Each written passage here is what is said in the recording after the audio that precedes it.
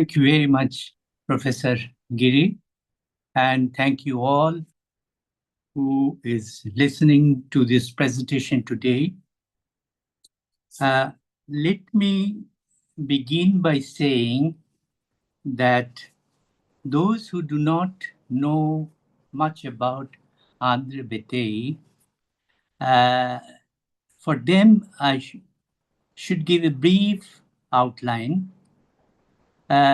His journey from Calcutta to Delhi, how it all began, and what happened in between. Let's go back to 1959. Beteille completed his MSc in anthropology from Calcutta University in 1957.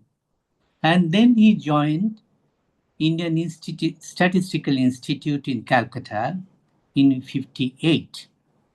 And in ISI Calcutta, they had a project in Deoghar, which is now in Jharkhand. They had asked a team to go to Deoghar, and Beteille was one of them. And this is 1959. He was doing field work, and he sent an application to Delhi University for the post of a lecturer. And he received that letter, interview letter, and he decided to attend. And he writes in his autobiography, "That was for the first time I traveled so far from Calcutta. I never traveled that long." He was in Patna for a short while, but this was the longest journey, train journey that he undertook in 1949. The selection committee interviewed him, and within a short time, they decided to appoint him for the post. And M.N. Srinivas was there, the chairperson of the department, and Srinivas told him to join as soon as possible. And he was thinking about it, but this was an opportunity he didn't want to miss. So he came back to Calcutta and conveyed his decision to ISI. And they were happy. They said, no problem. There are other researchers who can do your work. And in 1959, he went to Delhi University at the Delhi School of Economics, Department of Sociology. This is the background. But he liked him. He liked the place. He liked Delhi School of Economics. He liked the department. And particularly, he was very fond of the chairperson of the department, M.N. Srinivas, when he joined there. Srinivas then returned from Oxford, spent 8 years in Baroda, and decided to leave Baroda and join Delhi. Delhi University, a new university established in 1959.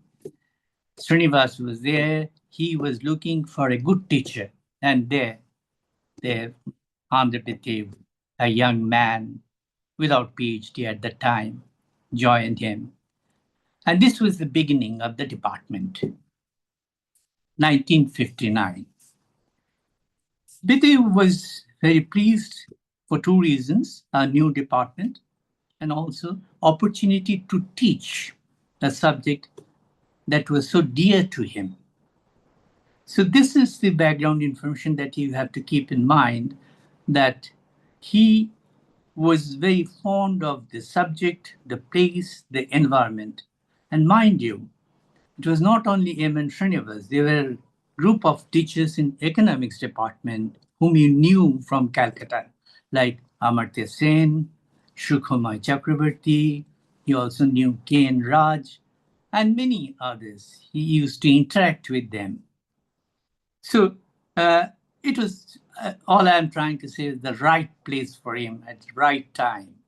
So with Srinivas, he wanted to build up a good department. Now, My association, as I am saying and talking about, you may find a little bit biased, not so critical, but I am tried to make some critical comments in my paper, which is still I'm trying to revise. I was a student in 1974, MA student. I completed and joined the PhD program. He was my supervisor for 2 years. Then I had to leave Delhi and went abroad. And when he came back in 1981, I joined the department and I found him as my colleague, as very generous colleague, always ready to help. So, and 81 onwards, when he retired in 1999, we interacted a lot of times. And when I retired in 1919, I looked back. So please remember some of the things that I'm saying today, based on my long association with him, nearly for 5 decades, 50 years, as a student, as a PhD researcher, and then as a colleague. And even after retirement, I kept in touch, and whenever I get an opportunity, I visit him. Okay, now let's get back to the problem that I want to discuss today. That's the agrarian inequality. Before I start, I'd like to point out a couple of things. One is that who are the scholars who influenced him? Huge first joined St. Xavier's College in Calcutta to do BSc in physics. He left and he joined the anthropology department. And when I read some of his books and also tried to see anthropology department in Calcutta at that time, I realized it was one man who was a close associate of Gandhiji, was Nirmal Kumar Bose, who really taught Beteille several things about rural India and the importance of anthropology as a subject. And I think that was the beginning when Beteille felt that there was more to learn from anthropology than what he was doing in St. Xavier's. So he shifted and he found some talented teachers in anthropology department. Besides N.K. Bose, there were a couple of teachers like Taruknath Das, B.S. Gua, and so on. So that was one thing, but he kept in touch with N.K. Bose for a long time, and they used to interact. He used to send articles, notes to N.K. Bose for his journal Man in India for publication. So N.K. Bose, it will not be wrong to say, was his mentor. But then the second person, I think theoretically, he was greatly indebted to the man who asked him to join Delhi University, and that was M.N. Srinivas. He had high opinion about the kind of work that Srinivas was doing at that time, or Srinivas did, and particularly his scholarship. Srinivas returned from Oxford in 1949 and went straight to Baroda. No, I'm sorry, 1951, when he joined Baroda. And he was offered, and from Baroda, after 8 years, he left and joined Delhi School of Economics. But remember, before joining Baroda in 1951, M.N. Srinivas was greatly influenced by his training in Oxford University. Teachers like Radcliffe Brown, Evans Pritchard, and also a teacher in London School of Economics, Malinowski. Now, what was so great about them that M.N. Srinivas liked? It was the empiricism, the collection of data, field work, the core of social anthropology. That was the point that they were all trying to make. And they were doing mostly their field work in Africa and South Africa. Patrick Brown did field work in the Andaman Islands. Also, he went to South Africa, to many other places. Evans Pritchett went to Africa in Sudan to study the Noah. The Noah. And another person, very famous, Max Gluckman, who worked on the Zulus. So they were all concentrating on Africa, right?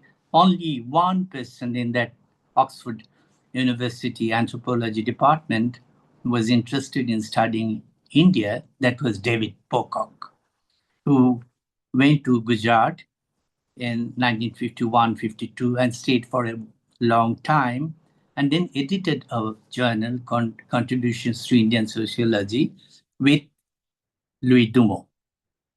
Okay, this is the background, but the point that I was trying to make is this: the training in data collection, right? Field work, anthropological field work, and that convinced Srinivas. And Srinivas wanted to implement that sort of kind of sociology in India, what was social anthropology in Oxford. And Beteille realized that, yes, India, there is no difference between social anthropology and sociology. Both of them, M. N. Srinivas and Beteille, they had written extensively on this point, that this is a distinction that is not really applicable in Indian case. I suggest there are lots of writings you can write, but Srinivas was writing for a very long time. India being a developing country, same problem we're studying like a social anthropologist. Okay, so this was the thing that influenced Srinivas, and Beteille realized that, yes, this is the kind of sociology that he also wanted to build. But remember, there were differences with both of them, with N.K. Bose and M. N. Srinivas. And I'll briefly mention the differences that I find between Beteille and N.K. Bose first, and between Beteille and M. N. Srinivas second. First, N.K. Bose was an out-and-out Gandhian. He believed in Gandhian ideology. He was a close associate of Gandhi. Gandhi was very fond of him. He went to Noakhali with Gandhi, spent 3 months. And whenever Gandhi came to Calcutta, and they always looked for N.K. Bose, and N.K. Bose was his secretary all the time. And he has written extensively on Gandhi. And if you have to identify one man who has done a lot of work on Gandhi, theoretical work, it's N.K. Bose will be definitely one of those few individuals who studied Gandhi's ideas very closely. But Beteille was not a Gandhian. I'll never say he was a Gandhian. But his approach was different that way. So this is what I would like to point out, that he didn't follow his mentor. He was not Gandhian. He didn't believe that the Gandhian ideas will be something that's applicable to, for research in social anthropology anyway. That is the point that I want to make. The second one is more important with M. N. Srinivas, is that M. N. Srinivas was trained, as I said, in Oxford, and he was functionalist initially, saying that society has different parts, they're interrelated, there's interdependency, the idea that Radcliffe Brown and Evans Pritchett developed. Beteille didn't agree with that. It's not functionalism, not structuralism, which attracted him. It has a reality. Morphological structure, yes, but it is too complex for Beteille. And for one idea or one method to fit into it, to explain these complexities, Beteille didn't agree with that. So that is what I find the difference. But Srinivas was a very generous man. He didn't mind. He didn't mind at all when Beteille talked about class. And if you read Srinivas's books, Srinivas hardly mentioned about class in his writings. I never mentioned, I haven't come across any place where he's referring to Karl Marx. Beteille didn't agree with that. Beteille's approach was more open. If Karl Marx has something to offer to us, let's welcome that. That was his approach. But the person, the theoretician, the classical thinker who influenced André Béteille most was not Karl Marx. It was, in my opinion, Max Weber. The openness that he finds in Max Weber attracted him. Max Weber was not concerned with class only.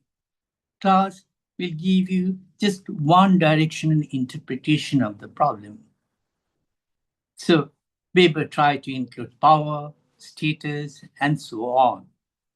And this was Beteille's idea that, if you have other theoretical tools to explain your problem, to help, welcome it.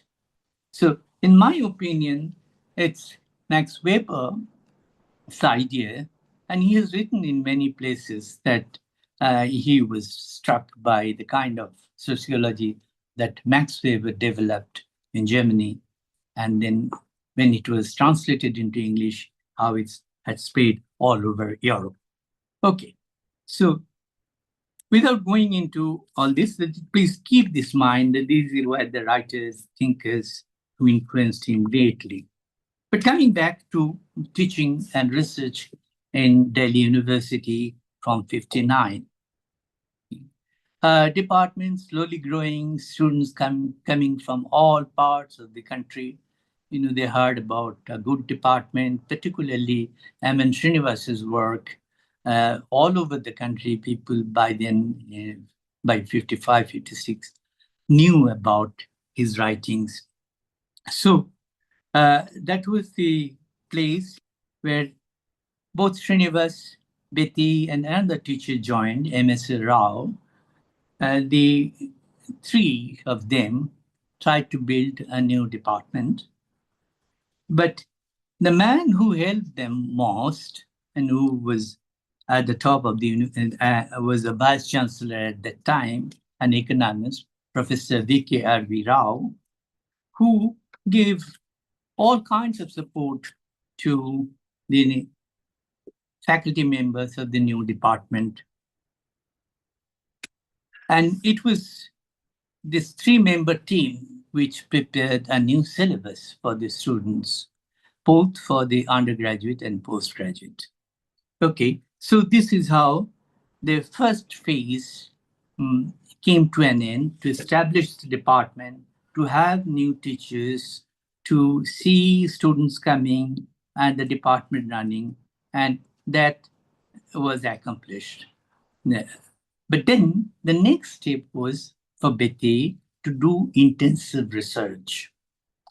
But mind you, to do research in 1955 or during the 1960s was not easy in a place like Delhi. First, there was not much resources.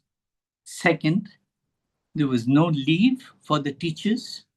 So it was difficult to think about doing empirical work, to go to a village to do a study.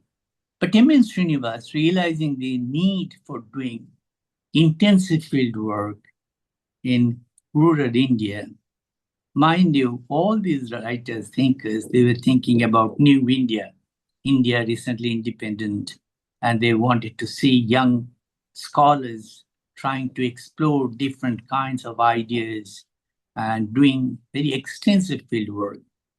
So Srinivas tried with Dr. V.K. R.V. Rao to have resources and also to give leave to the teacher so that they can do field work.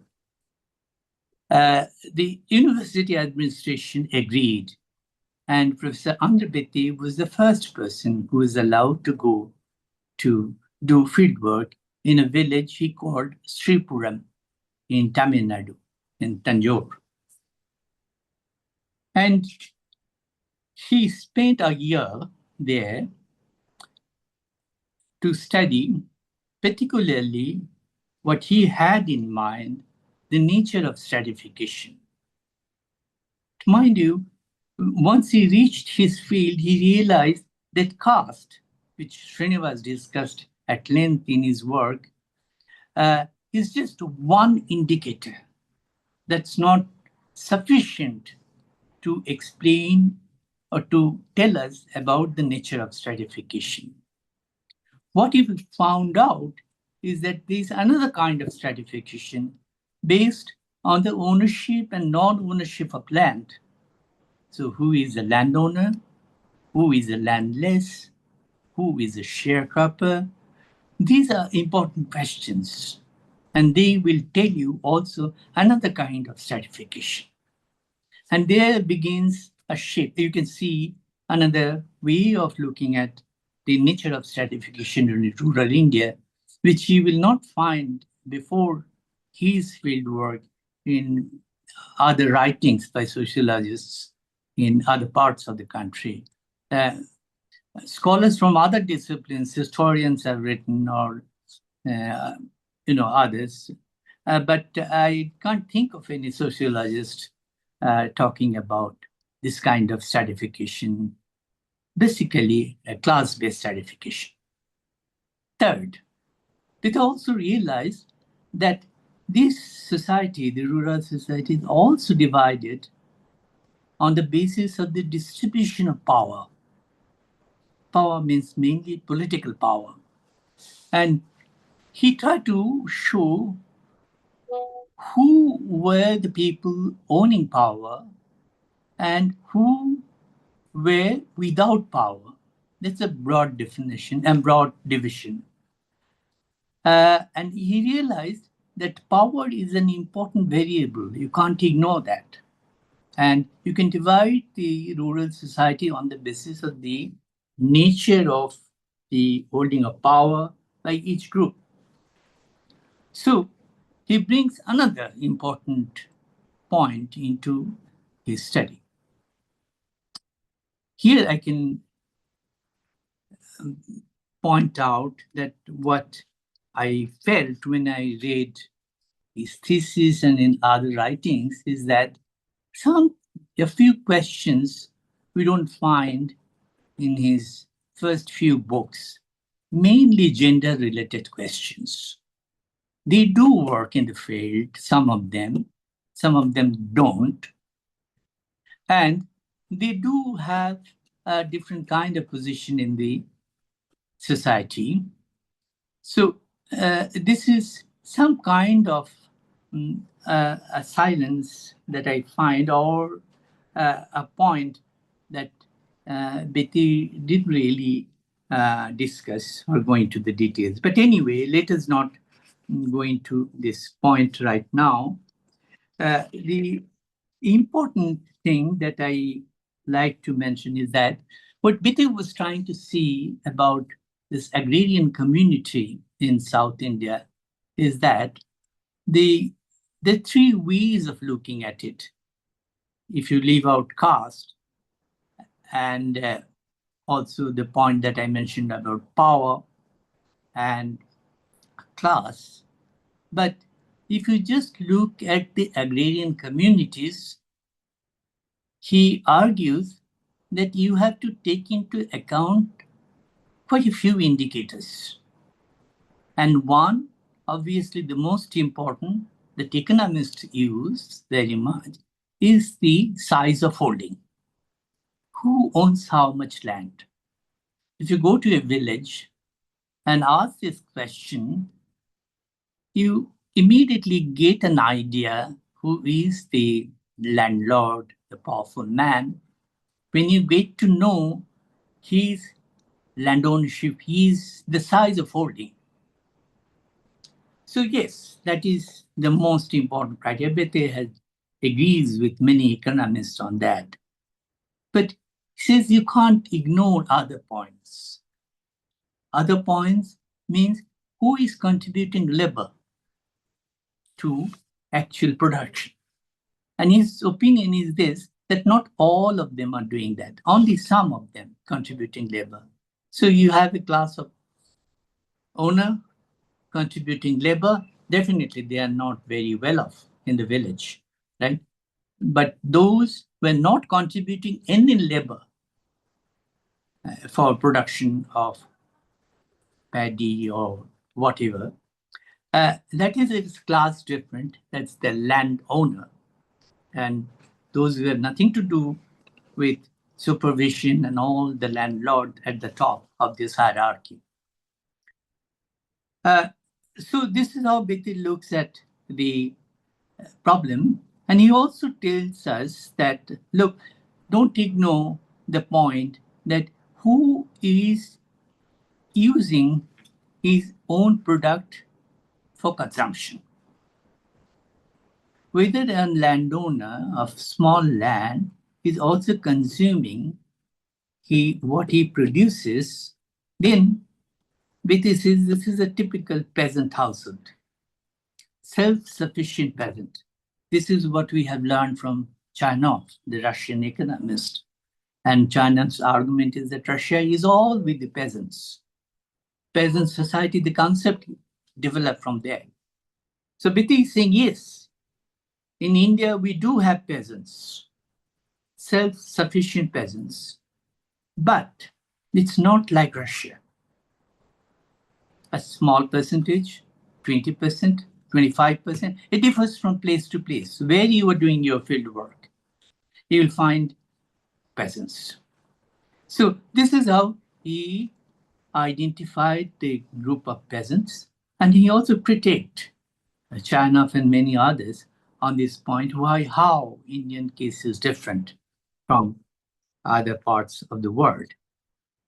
The other group that attracted his attention and that you don't find in much, there used to be in the 16th, 17th century Europe, but in India, when he was doing his fieldwork in South India or in 1960s, 1970s, many parts of India, there was a group called sharecroppers, the tenants.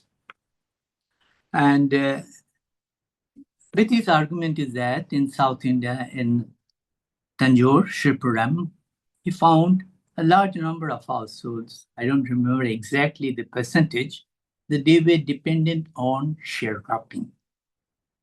Some of them were tenant recognized, some of them are not, who were popularly known as sharecroppers. Okay, so you can see that there's another way of dividing or stratifying the society. So taking into different kinds of indicators that will give. But the important contribution I think he made in the study of agrarian structure is that the concept that he introduced, what is known as the cumulative inequality and dispersed inequality. These are two very important concepts. And if you miss them, we'll not be able to follow his writings very carefully. He tried to argue that cumulative inequality is that when you have all this inequality that you find in one group of people, cumulative inequality, like inequality of caste, inequalities of class, ethnicity, land ownership, and so on, a group of people with all kinds of inequality in them. Similarly, you have dispersed inequality in a rural, in a village. You are likely to find that some have inequality based on land ownership. But that doesn't mean that these people are inequality of other kinds that I mentioned that you find. It's not cumulative in nature, it's dispersed. So this dispersed and cumulative inequality is important, we can look at it from another perspective. The cumulative factors can be in one group of people, like a landowner is also a member of the upper caste, is also a political leader. Okay, so you can see cumulative effect of all this in one group of people. And look at the other side, polarized. A group of people, landless, no political power, no educational facilities, the untouchables, Dalits. Okay, so you can see the cumulative effect of this too. But Beteille's point, that is extremely important for us to know, is that this cumulative character of stratification, that is breaking down. This is what he learned in Tripuram, Tanjore. And the point that he tried to make is that a person who is a landowner is not necessarily a person who has political power, and also not necessarily a upper caste member, a Brahmin. His argument is that a person, similarly, a person a landless and untouchable, but politically can be very powerful. And some of the things that give them power, political power, is that their articulation, the kind of network they have, and all kinds of things that make one politically very influential. As you know, the Tamil Nadu is famous. Once Brahmins left, and then the Dalits, OBCs, and the contest over political power, which gave power to some of them who were locally influential. Of course, the dominant caste, the several castes, they played very important role.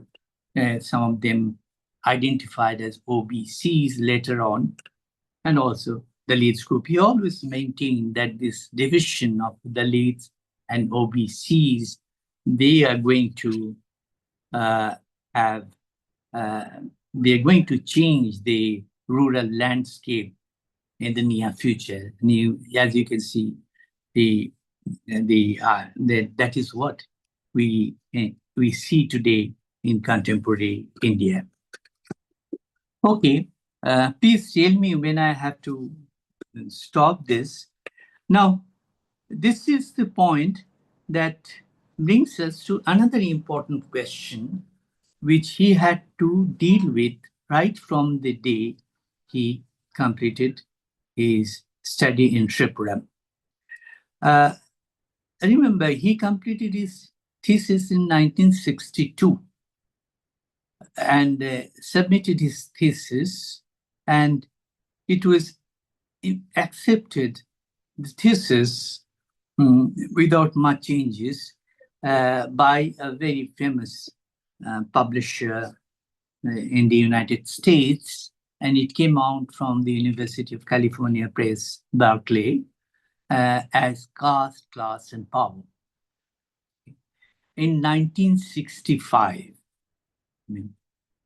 And as a recognition to his contribution to agrarian studies, in 1960, in 1968, he was offered first Nehru Research Fellowship, which they gave to one historian, one sociologist, and Beteille. And the fellowship offered him another opportunity to do field work. And for 3 years, he worked again on agrarian structure, but this time he went to Bengal, West Bengal. And this gave an opportunity to compare Tamil Nadu with West Bengal. And this is the point that I didn't mention earlier, that M.N. Srinivas stood for comparative method as the sole important research method for social anthropologists and sociologists. And Beteille strongly believed in that. So this gave him an opportunity to compare these two different regions and to arrive at a conclusion. So he shifted, but he didn't write much about Bengal, except essays in a book he published called Studies in Agrarian Social Structure, where you will find the use of his data in West Bengal in 3 villages in a district called Burdwan. But we do have his unpublished data, which he wanted to use, but it never happened. So my observation about his Bengal study is based on both his published material and also what we have as unpublished documents. The important finding, he compares many things, the caste system and the space, and in Bengal, the sharecropping, the condition of the landless agricultural workers, the landholding pattern, and so on and so forth. But when it comes to Bengal, he tried to point out, and here you can see the difference that I pointed out earlier with N.K. Bose or with M.N. Srinivas, is that he strongly believed that agrarian structure cannot be studied without referring to antagonistic relationship between different classes. The social harmony, David Pocock was very fond of that. Louis Dumont, they talked about, even M.N. Srinivas to a large extent. But class and conflict, if you leave them out, I think you will not be able to give a complete picture of an agrarian structure. And he realized that much when he went to Bengal, because Bengal at that time was having agrarian movements in different parts of the country, particularly in North Bengal, in the Naxalbari area. So he was interested in doing research on the agrarian conflict. So he spent about a year, and then he wrote on different problems. But I give you one example to show how he looked at the question of class. When in 1967, 68, and 69, the peasant uprising took place, and in Bengal, they were all talking about Jodhar class. Who are these Jodhars? Beteille asked this question. And Beteille said the Jodhar is not an economic category in the sense that you can't define a Jodhar with reference to his land ownership. Jodhar in North India and North Bengal is very different from Jodhar in Burdwan district. And this is what he pointed out, that in North Bengal, a Jodhar is a rich peasant, is a landowner owning 30, 40 acres of land, minimum. Whereas in Burdwan, Jodhars is very small peasants, like someone owning 5 acres or 3 acres, they're called Jodhars. So the point is this, that one has to take into account the problem of location where you are doing your field work. So something which is correct in North Bengal is not correct in Burdwan district. Okay. So, oh, okay. Someone is saying something I don't understand. So that is how he moved from one problem to the another. And then he wrote extensively comparing caste in India, the Brahmin caste, the Tamil Brahmins, then the Bengali Brahmins, the Dalits in Tamil Nadu, Dalits in Bengal, and so on. But this is something I'm not discussing today. Similarly, the nature of the distribution of power in Shripuram was different from Bengal, where he thought that power already was transferred to the class at the bottom of the social hierarchy. But that didn't happen when he was doing fieldwork in Tanjore. So for the timing, I mean, it will be too long if I want to bring caste and power into it. But let me point out that these were the important issues that he raised while talking about inequality. And agrarian inequality you cannot study without referring to caste, power, gender, as I mentioned earlier. Now, the last point that I want to highlight today is that the question of reservation, or what is popularly known today in contemporary India, is giving special quota to some caste identified as scheduled castes, or those who are identified as OBCs, and those who are called the scheduled tribes. And here we find that Beteille's opinion in dividing these three into this pattern and then giving the benefits, social benefits, or whatever the state is planning for them, that Beteille didn't agree with this idea. His concept of reservation was that what he called the affirmative action. And how is it different from the program that we have right now?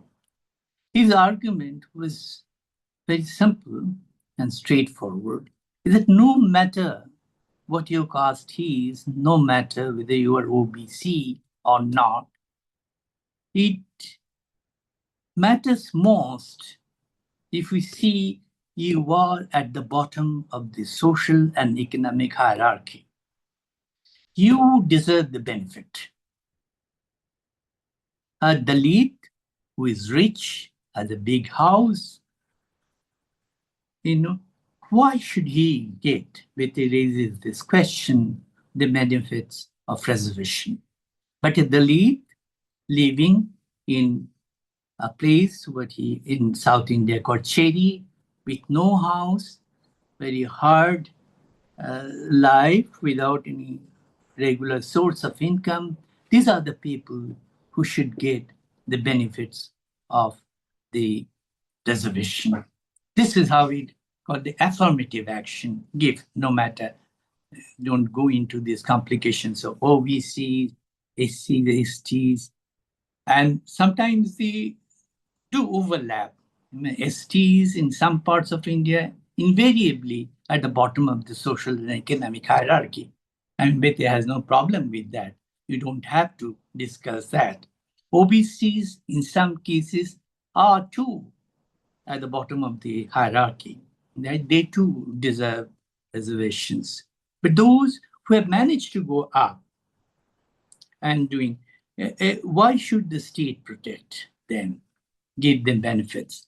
And this is a very controversial argument, but this is what he strongly believed, and he has written many times.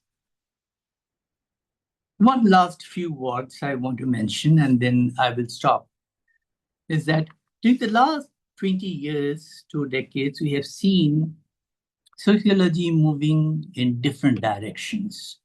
We never imagined when we were students that there will be a course on ecology or environment or many new areas of research that we are doing today. But please do remember that these new areas of research have emerged because of the contributions made by people like André Béteille. These questions were raised in his writings, and on several occasions, he pointed out these are the gaps, and in future, we have to work on them.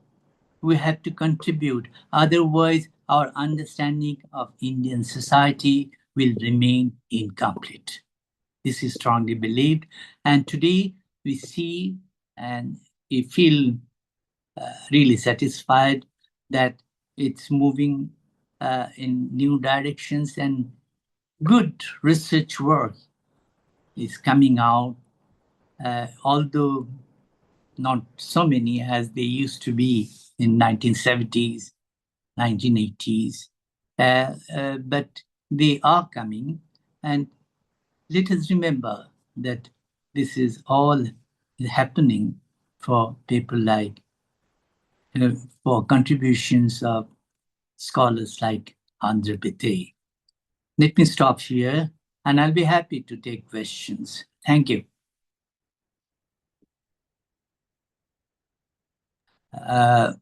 Ananta, can you hear me? Thank you so much.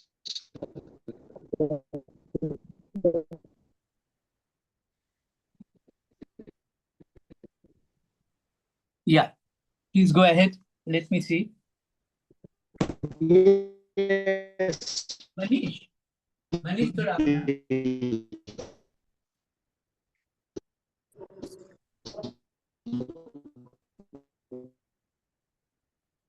क्या हुआ, नहीं आ रहा है क्यों? Yeah, Anantabhai, I think your network is bad. So much.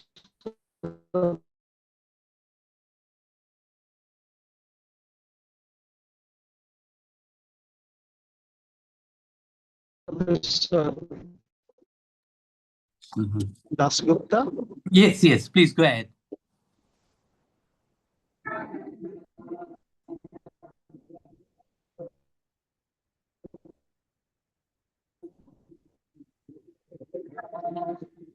You can hear me? So Yes, I request Minati, please, have the questions and comments, and then Professor Dasgupta, towards the end, we would be enriched by your thoughts on these questions. Please. Okay. So thank you, Anantabhai. I request respected participant to share his or her reflections or question answers. So may I invite Professor Gyan Glui from Italy to share some of his reflections.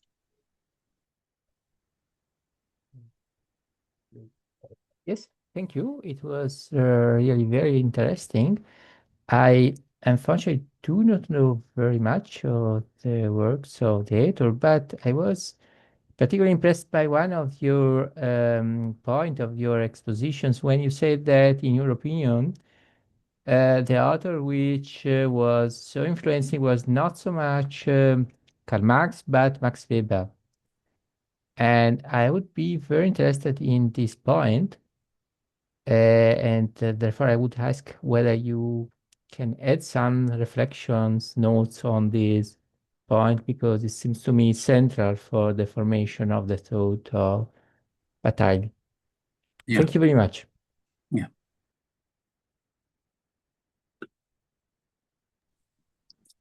Yeah. You want me to comment on this? Yeah.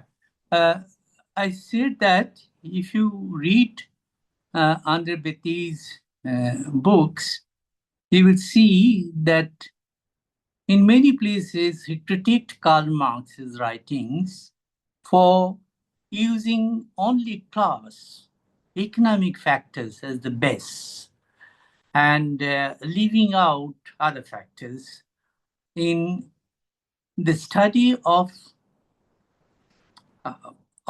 stratification, of group classification. Beteille's approach was this, that you will have to take into account not only class, but things like status, power, as Max Weber did. If you remember Max Weber's Protestant Ethic and the Spirit of Capitalism, Max Weber pointed out that it's not enough if you take economic factors. The Calvinism has given another ethics a kind of stimulus for economic growth, right? So how can you ignore religion or religious ethics in the study of economic development? For Beteille, this kind of what I will call is the eclectic method, that no, don't close your door and only concentrate on Marxism. His idea is that yes, if status is trying to give you some kind of an idea of stratification, or if religious ethics or something else, okay, welcome. That will give you a better grasp of the problem. And this was Beteille's ideas, and this, I think, is something new, introducing Max Weber to Indian students, to Indian researchers, that at that time, in the late 1950s and early 1960s, Marxian theories really dominated Indian academia and Indian academics, the economists, political scientists, historians, and so on, use this method. But Beteille was very skeptical, and it became also not very popular for giving this idea. But to my mind is that this kind of openness is absolutely necessary in academics in interpreting a problem, which Beteille did. So this is how I try to argue that he went a step ahead and tried to include Max Weber in his work to show relevance of other factors to the study of stratification. Please. Okay, well, that was such Patricia. that was such an informative and wonderful exposition, and it brought back a lot for me, at least that part of his story, which I was also part of, or through JPS. I think that one needs to recognize there the strange tension and friendship between the economists and the sociologists in the Delhi school. And some of it you can remember was when the sociologists were in the same building at the, they used to say the backside of the Delhi school on the ground floor. And there was always a sort of competition, tension, and yet respect across the, across the personnel there, which I think in a way came to a bit of a halt once sociology gladly got its own building for itself and moved out. So the sort of daily coffee, there was one coffee room for all of them. And there were very fierce and graphic arguments there. And it was quite a, it was a special sort of cross-fertilization going on, rivalries. The economists, of course, diminished what the sociologists did a lot of the time, and the sociologists held their own. And there was also the relationship with the Institute of Economic Growth set up towards the end of that period, which emphasized the pragmatic economics, if you like, economic research, social issues and whatnot, but also at that stage had brought in sociologists as important players. So I think I think that if one looks back from today's perspective, for instance, even in functions at the Delhi school now, the sociologists feel like very poor cousins, and they have neither class nor caste nor prospects nor money to back them up, compared to the economists. And there was also, of course, you would be sensitive to this, the Bengali culture, stemming right back to N.K. Bose, and through many of the major personnel here, including Amartya Sen and so on.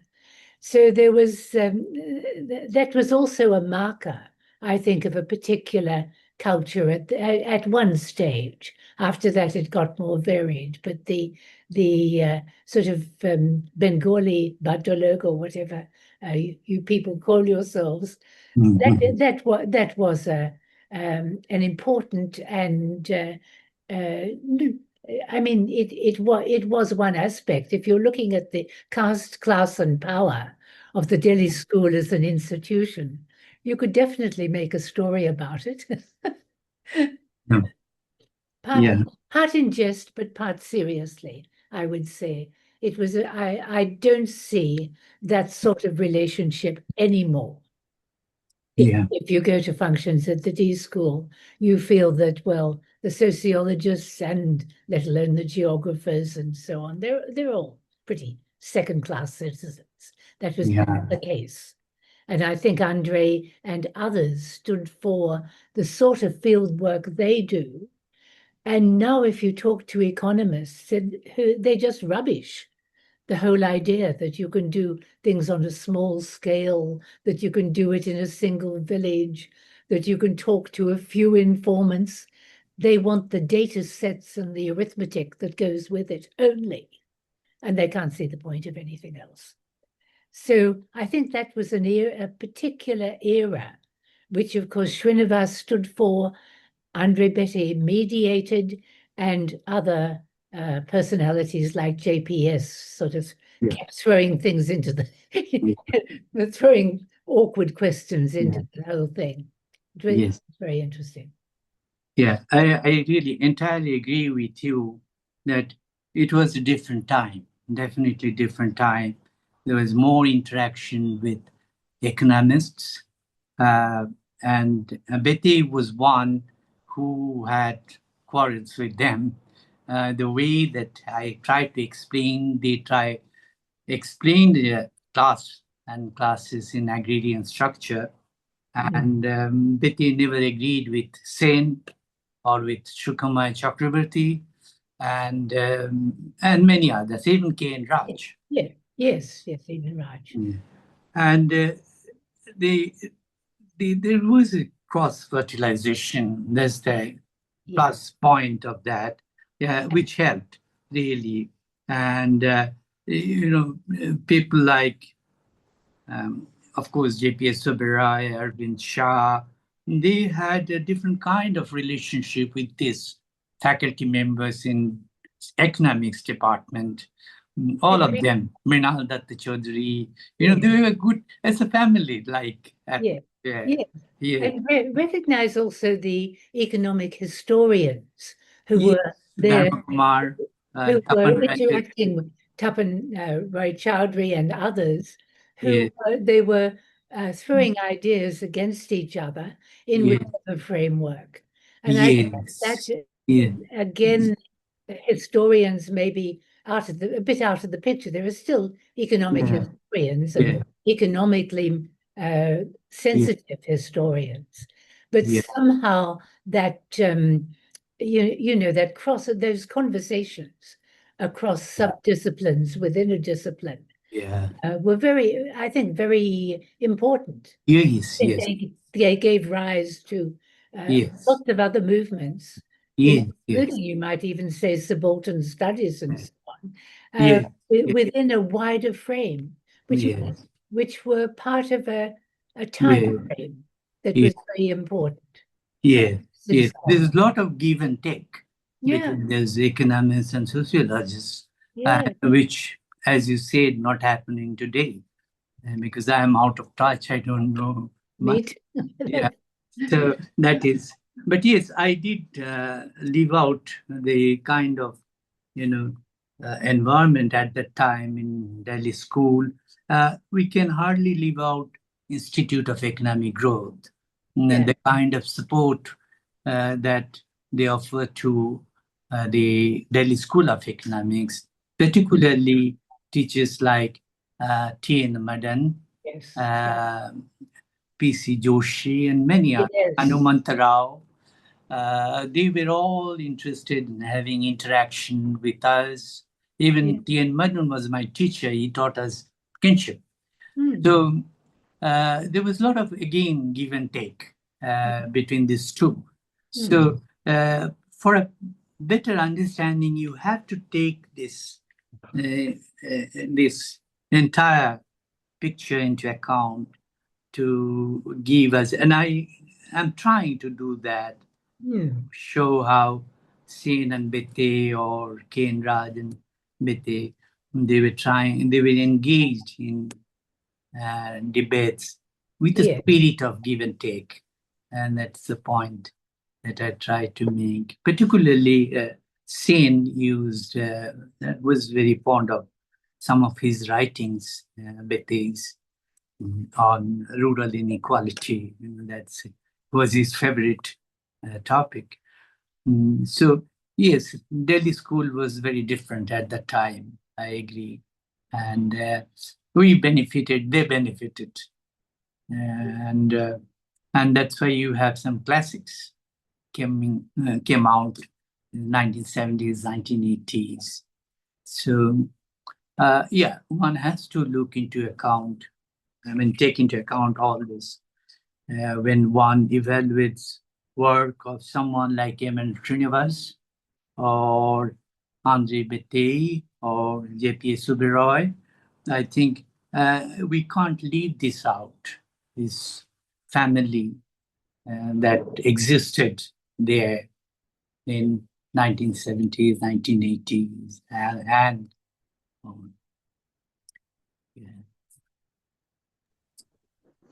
Thank you. Maybe other friend would like to say.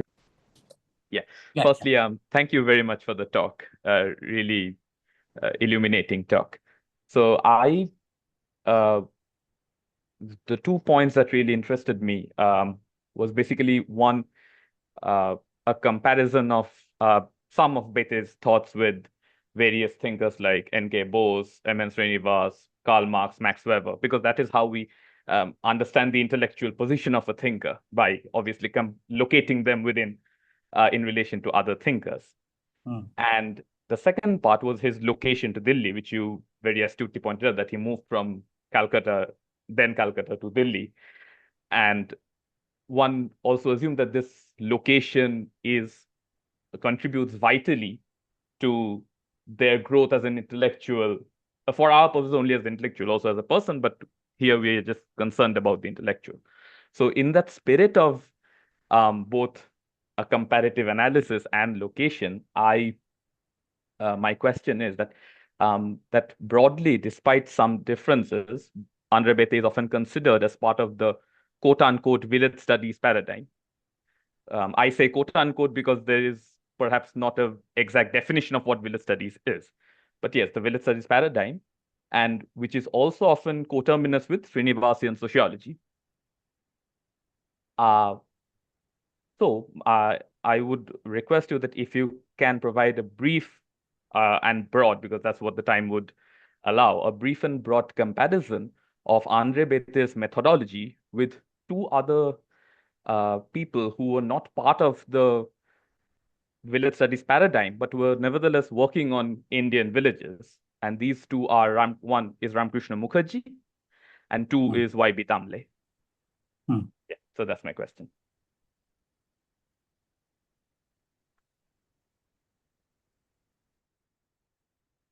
Yeah. Béteille when I read his books or essays, he hasn't mentioned much about either Ramakrishna Mukherjee's work or Y.B. Damle's work. So it's difficult to really comment on his position as far as their theoretical paradigms are concerned. But this is something I had to look into. Ramakrishna Mukherjee didn't do field work, and Ramakrishna Mukherjee's method is really not the kind of the method that the Beteille used or M. Srinivas used, the intensive field work, looking at a village structure as a morphology, and then collection of data, then compare, then arrive at some conclusions. We don't find that sort of approach in Ramakrishna Mukherjee's writings. And Y.B. Damle, I'm not really familiar with his writings. I have read Ramakrishna Mukherjee's one book where he talked about theories and methods, mainly emphasizing the Indianness of Indian sociology. That is what is a very macro kind of an approach, how different ideas shaped what we today know as Indian society. But this is radically different from the kind of sociology that I am talking about, the kind of sociology that M. Srinivas or André Béteille or J.P. Soberoy wanted to develop in the Delhi School of Economics, or T.N. Madan.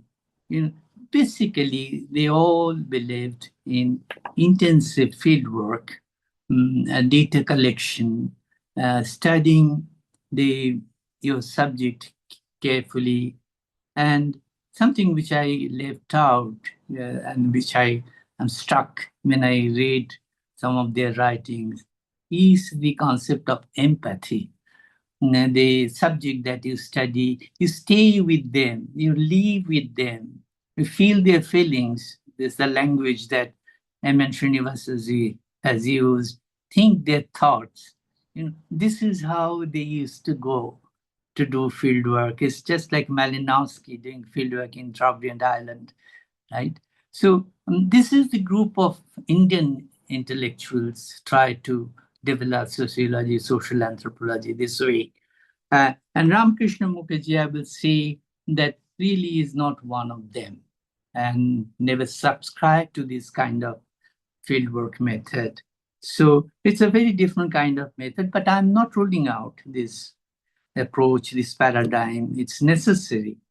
I'm not, as Srinivas also realized, that we can't just do without ontology, you do without book view of society. So that way, yes, Ramakrishna Mukherjee's paradigm too has to be taken into account when one is doing a study of Indian society. Thank you for your comments. Could I come in again? Yes, Patricia, yes.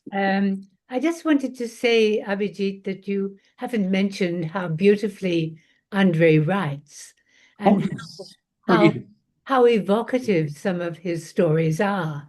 I mean, as much as one's interested in caste, class, and power, there are also the two grandmothers. Yes. Or there's also his writing on childhoods, yes. which I think is, derives in a way from a Bengali literary tradition, perhaps, that he's able to, write so very evocatively on these things without, and sociologically, aspects of everyday relationships or of generational relationships, which are obviously very important, and they're meaningful for people. People go back and read them again on childhood and on grandmotherhood.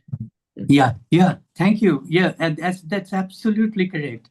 I mean, his style of writing, which I didn't discuss at all, is that, you know, it's language, is use of metaphors, is use of various kind. Literary, he must have read a lot of novels, and he had really good grasp over various issues, and that language made it very special, in my opinion. And this is not only true of Beteille, I will say even M.N. Srinivas. The literature, sometimes if you read Remembered Village, you will wonder whether you are reading a good piece of literary work or an anthropological work.